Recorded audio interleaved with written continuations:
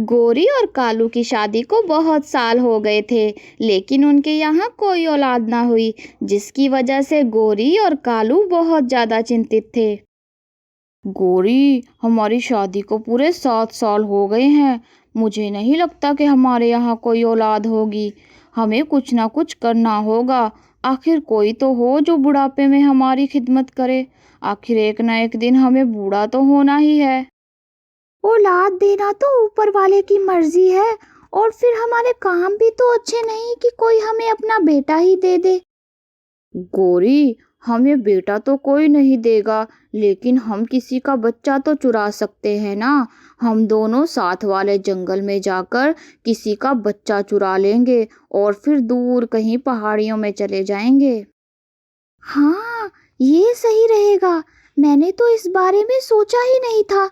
कालू, जितना जल्दी हो सके हमें ये काम करना होगा। चलो फिर चलते हैं। नेक काम में देर नहीं करनी चाहिए। फिर कालू और गोरी साथ वाले जंगल में कौवे का घोंसला ढूंढने चले जाते हैं। हमें ध्यान रखना होगा कि हमें कोई बच्चा चुराते हुए देख ना ले। अच्छा गोरी, पहले बच्चा तो मिल जाए। जंगल में कालू की नजर एक घोंसले पर पड़ती है, जिसमें एक कौवे का बच्चा सोया हुआ था। ये देखो कोरी, एक कौवे का बच्चा सोया हुआ है। लगता है इसका जन्म आज ही हुआ है। इसकी माँ जरूर भोजन की तलाश में गई होगी। हाँ कालू, ये कौवे का बच्चा ही है। हमने तो सोचा ही नहीं था कि इतनी जल्दी हमें बच्चा मिल जाएगा। कालू, आसपास कोई पंछी नहीं है। तुम जल्दी से बच्चे को उठाओ, मैं ध्यान रखती हूँ। रानो कौवी भोजन की तलाश में गई हुई थी। गोरी और कालू बच्चे को चुराकर ले जाते हैं। जैसे ही वे वहां से जाते हैं, रानो कौवी वहां पर आ जाती है, लेकिन वह कालू और गोरी को बच्चा चुराते हुए नहीं देखती। मेरा बच्चा कहाँ गया? अरे नहीं, बच्चे को चुराकर कौन ले गया? ये मेरा इकलौता वारिस था। मेरा तो पति भी इस दुनिया में नहीं रहा। अब मैं क्या करूं? किसे अपनी मदद के लिए पुकारूं? रानो कौवी अपने बच्चे को पूरे जंगल में ढूंढती है, लेकिन उसका बच्चा उसे कहीं नहीं मिलता। कालू और गोरी गोलू को लेकर पहाड़ों में चले जाते हैं। गोरी, अब गोलू की माँ गोलू को कभी ढूंढ नहीं पाएगी। यहाँ पहाड़ों में कोई भी पक्षी नहीं आता। लेकिन कालू, हम यहाँ कब तक रहेंगे? एक ना एक दिन तो हमें वापस अपने जंगल जाना है।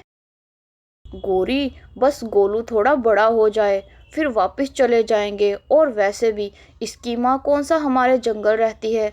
अभी तो वो इसे हमारे जंगल भी ढूंढेगी, लेकिन बाद में नहीं। फिर काफी समय बाद कालू और गोरी गोलू को लेकर अपने जंगल आ जाते हैं। जंगल के कुछ पक्षी कालू को देखकर उससे मिलने आते हैं। यार कालू, तुम अचानक बिना कुछ बताए कहाँ चले गए थे? और ये बच्चा किसका है? हमारे यहाँ अंडे से बच्चा हुआ था। उसे लेकर हम पहाड़ों में चले गए थे, ताकि उसे किसी की नजर न लग जाए। कालू भाई, जिन दिनों आप यहाँ से गए, एक कौवी अपने बच्चे को ढूंढ रही थी। बेचारी साथ के जंगल से आई थी। रो रो कर उसका बुरा हाल हो गया था। वो बच्चे की चोंच पर निशान भी बता रही थी, जो आपके बच्चे की चोंच पर भी है। नीलू की ये बात सुनकर कालू घबरा जाता है। नीलू बहन, कौवे के बच्चे तो एक दूसरे से मिलते जुलते होते हैं, ये तो सभी जानते हैं।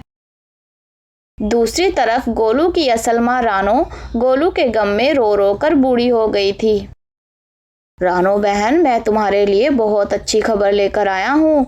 अभी कुछ देर पहले मुझे पता चला है कि तुम्हारा बच्चा जिंदा है और उसका नाम गोलू है।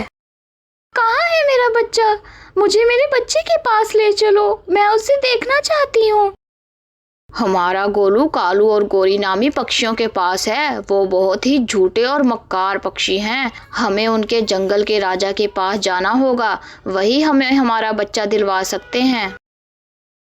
फिर रानो राजा के पास जाती है और पूरी बात बताती है। राजा ने कालू और गोरी को अपने महल में बुलाया। राजा जी, ये आप क्या कह रहे हैं? गोलू हमारा बेटा है। हम तो दूर पहाड़ियों में इसलिए चले गए थे क्योंकि हम नहीं चाहते थे कि हमारे गोलू को किसी की नज़र लगे। सब लोग तो जानते ही हैं हमारे यहाँ औलाद नहीं हो रही थी। इतने सालों बाद गोलू पैदा हुआ था, इसीलिए हम पहाड़ियों में चले गए थे। नहीं नहीं राजा जी, ये दोनों झूठ बोल रहे हैं, झूठी कहानी बना रहे हैं। ये मेरा बच्चा है, इसकी चोंच पर वही निशान है जो मेरे बच्चे की चोंच पर था। बेटा गोलू, तुम बताओ, तुम्हारी असल माँ कौन है? राजा जी, मुझे नहीं पता। मैंने तो जब से होश संभाला है गोरी माँ को ही अपनी माँ समझा है। मैं तो जब बहुत छोटा था, मुझे कुछ भी याद नहीं। राजा जी जब दोनों तरफ से बयान सुन लेते हैं तो काफी चिंतित हो जाते हैं कि कहीं किसी के साथ नाइंसाफी ना कर दें। लेकिन राजा जी पहले ही अपनी अक्लमंदी की वजह से बहुत जाने जाते हैं, क्योंकि ये फैसला करना बहुत मुश्किल है कि ये बच्चा किस पंछी का है। इसलिए मैं ये हुक्म देता हूँ कि इस पंछी के 2 हिस्से कर दिए जाएं और दोनों को एक एक हिस्सा दे दिया जाए। मम्मा, पापा, प्लीज राजा जी को ऐसा करने से मना करें ना। कालू और गोरी चुपचाप खड़े रहते हैं। जैसे ही सिपाही गोलू के 2 हिस्से करने लगता है तो रानो चिल्ला उठती है, नहीं नहीं राजा जी, ऐसा मत कीजिए। मेरे बच्चे को कालू और गोरी को ही दे दीजिए। कम से कम मेरा बच्चा जीवित तो रहेगा ना। ये सुनकर गोलू अपनी असल माँ रानो के गले लगकर रोने लग जाता है। वहां पर खड़े सभी पक्षी जान गए थे कि ये बच्चा कालू और गोरी का नहीं बल्कि रानो का है। ये बच्चा रानो को दे दिया जाए और कालू और गोरी को कैद खाने में बंद कर दिया जाए। इस तरह कालू और गोरी को अपने झूठ और चोरी की सजा मिल जाती है और राजा जी अपने इंसाफ की वजह से फिर से एक दफ़ा पंछियों के दिल जीत लेते हैं।